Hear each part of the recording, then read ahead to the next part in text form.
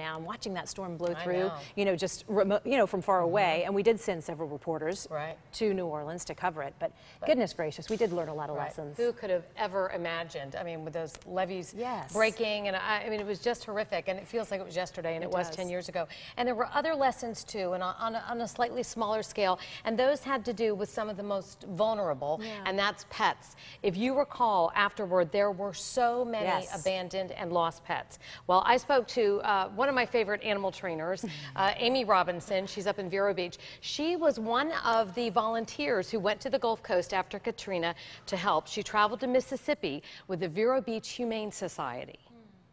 It was chaotic, 100-degree days every single day. It was a fairgrounds facility next to a Red Cross shelter, and there were 900 dogs the day I arrived and about 150 cats and various farm animals, horses, pigs, goats. At that one location? At the one location, and there were several others. Well, Amy has always been so impressed with the volunteers who stepped up to help back then. On this, the 10th anniversary, she's put together this beautiful video to honor them. It's filmed from a lost dog's point of view. Take a look. Now we are safe.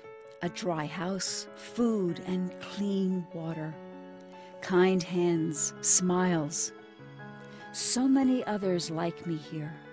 I still smell fear, but for the first time, hope. It is really a beautiful, it's only about two and a half minutes in length, and we're going to have it on WPTV.com real soon. I'm finishing up the script right now. I'll also have it on my Facebook page tonight. Oh my gosh, I'm such a dog sap that I was in tears the first time I saw it. I know it.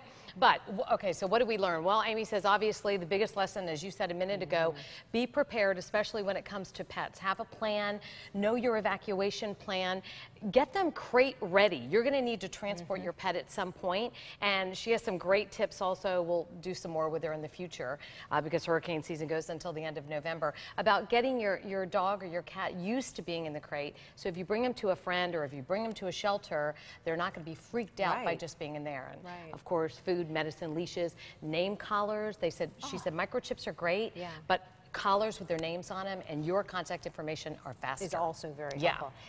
Was she part of that crew that brought a lot of animals back to South Florida for adoption? I can't remember.